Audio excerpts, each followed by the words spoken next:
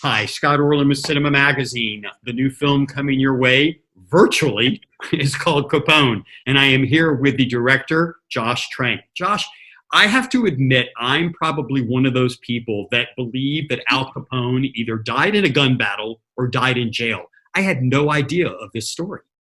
Right, right. I hear that often, and I personally don't know why I remember differently. It was just, writing the script came to me very organically. It wasn't like many moons ago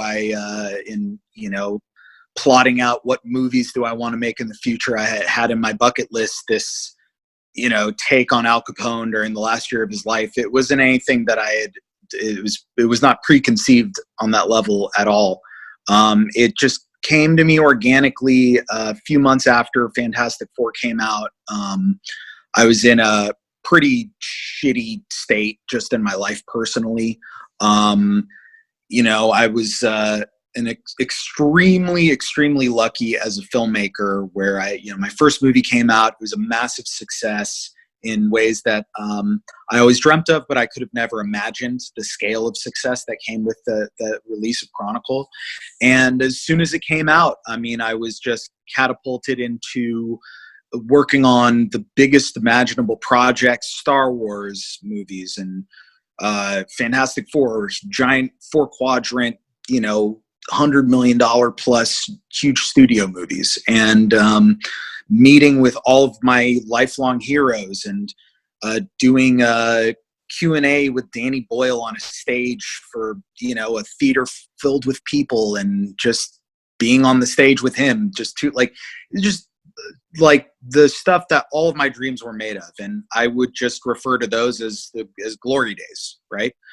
And then a lot of complicated stuff on Fantastic Four. I've been doing a lot of interviews this week about just sort of the behind the scenes on that, to the best degree that I to my memory and to my own self responsibility in the process, as I've come a long way since then. But I wouldn't want to fill up all of your time talking about that, because it's pretty much all out there to read in all these interviews. But long story short, my life fell apart.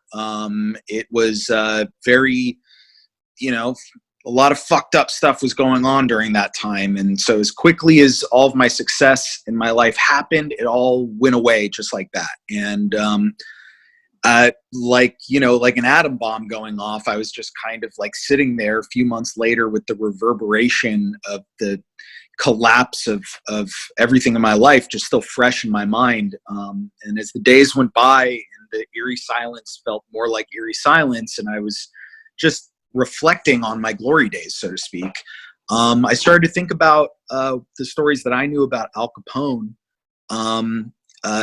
The years after he was released from Alcatraz, just sitting in solitude in his backyard, puffing a cigar. And all I was doing was sitting in my backyard, chain smoking cigarettes. And I started to wonder, what would it have been like, despite his, and within his mental deterioration and just his physical and, immobility, what would it have felt like for him to be haunted by the memories of his glory days and all the crazy shit that he saw? And,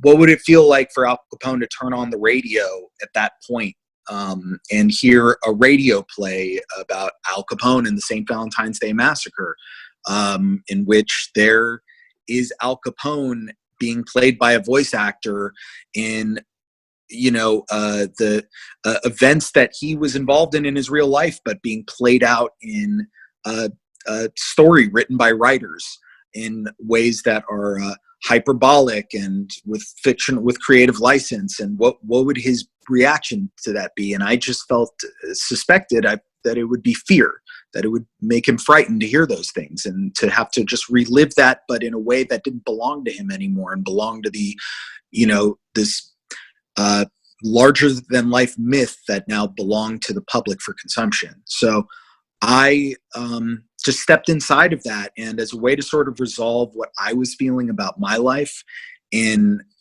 all of the ways where I felt like my life had ended, by writing about Capone in that time of his life and stepping inside of that, where quite literally his life was at the end, it allowed me to embrace the fact that my life wasn't over and that it was just a new beginning, so to speak. So there was a lot more to it than just, hey, I wrote a script. It was like a very, very personal process for me that just reshaped the way that I think about things. And yeah.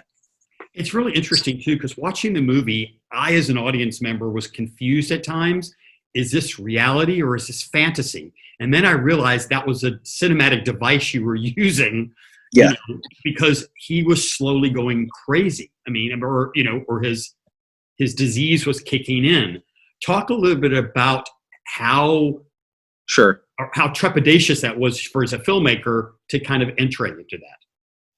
Well, one of my just all-time, my favorite movie that I've grown up with over the years, and every year of my life it means something new to me and something more to me, is Barton Fink by the Coen brothers, starring John Turturro and John Goodman. And when you watch that movie, I know it's not the obvious go-to Coen brothers movie for most modern audiences, but I would implore anybody who hasn't seen the movie to just pull it up and watch it. Give it a watch. I love that movie so much. It just, I mean, I connect with it for a lot of thematic reasons, and the way that it is about this, frustrated writer who comes to Hollywood, and all of these struggles of trying to find his identity in this B movie that he's hired to write, and trying to find this poetry. I mean, it's just for a lot of other reasons, it means a lot to me. But as it relates to Capone, it's a movie where especially by the second half of the film, you really have no idea what is real and what's not real. There's a lot of hallucinatory things that are happening involving the deterioration of his own apartment that he's renting on a weekly basis. The wallpaper is peeling off, but like as it's peeling off throughout the movie, it's like with gloopy melting glue coming off of it. Like it clearly starts to fall out of the realm of reality, and these and flies, and his next door neighbor in the building is John Goodman, who we discover is a serial killer, but he then also turns out to possibly be actually from hell. And there's this whole sequence at the end that honestly makes no sense whatsoever for the reality that this movie supposedly takes place in, where these two G-men who have been on the search for John Goodman's character, they've come to finally confront John Goodman, and they've been fingering John Turturro, who plays Barton Fink in the movie, and trying to squeeze answers out of him. Where's your neighbor? Where's your pal? And John Goodman finally arrives at the end to confront them. The entire hallway erupts in flames, and everything that we maybe had heard about this guy up to this point from the G-Men is true. Where does his fire come from? It's following him in the hallway.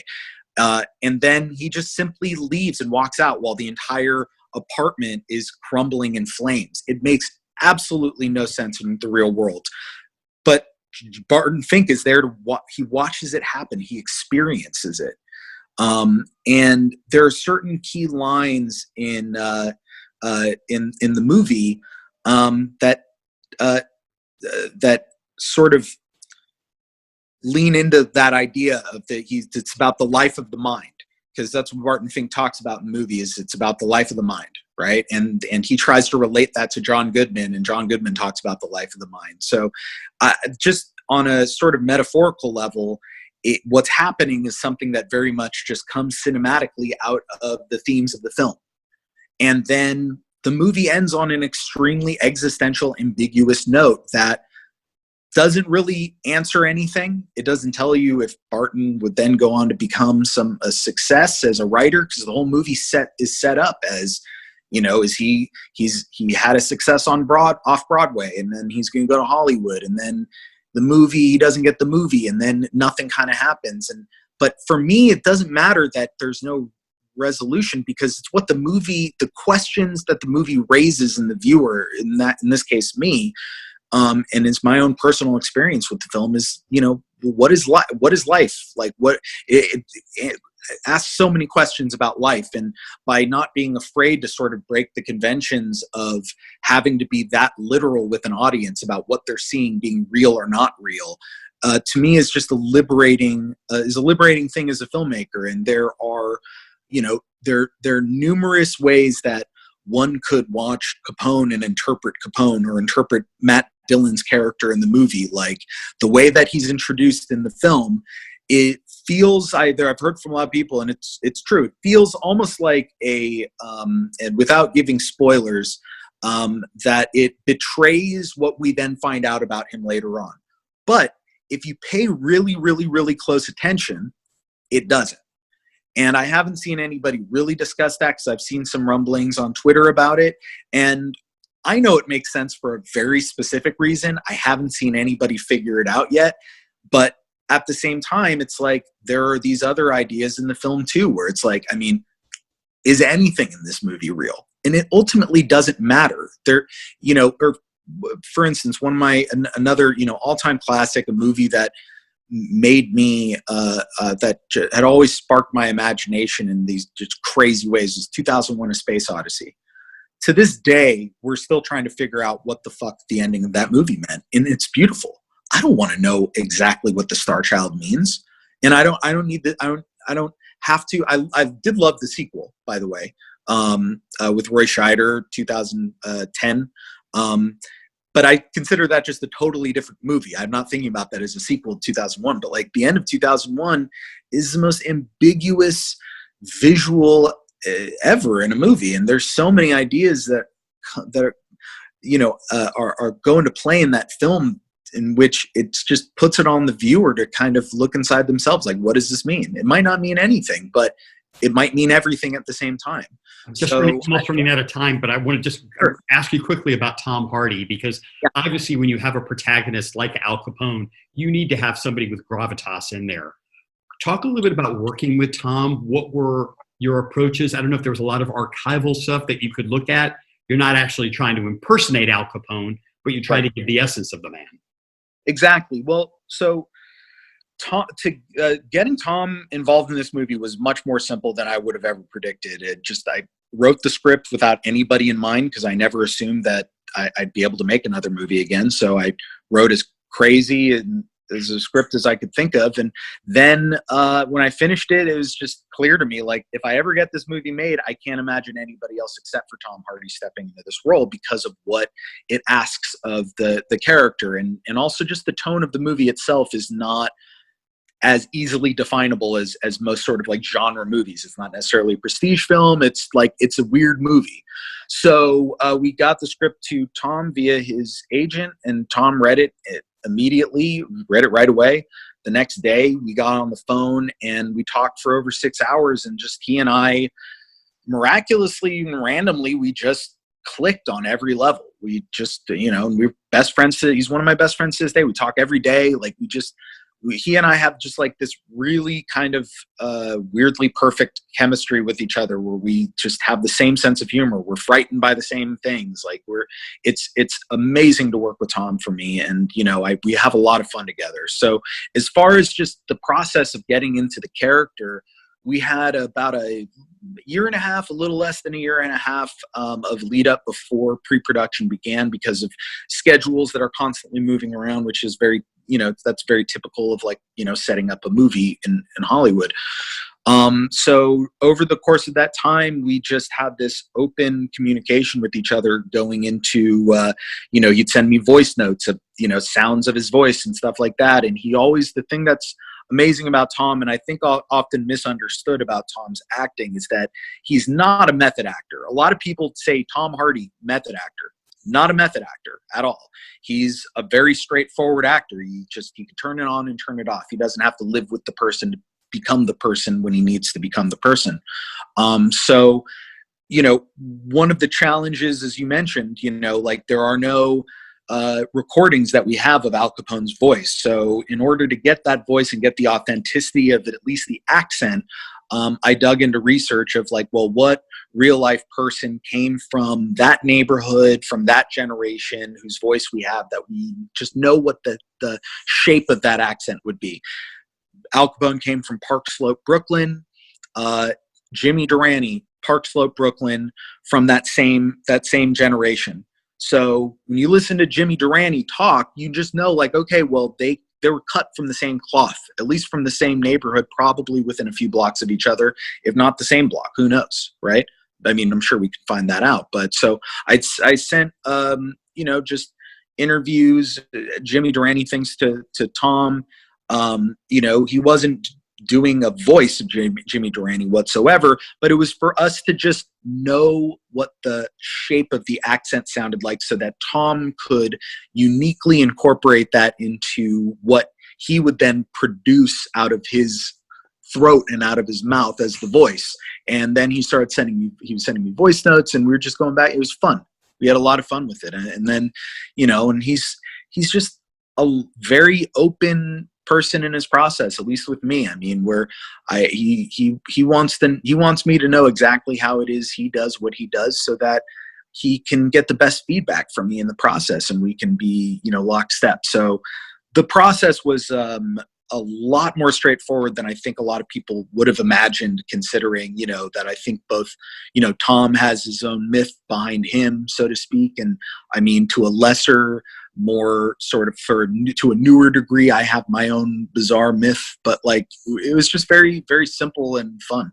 Well, this has been fun. I can't thank you enough, Josh. Thank you. The film was called Capone, and this is Scott Orlin. Till next time.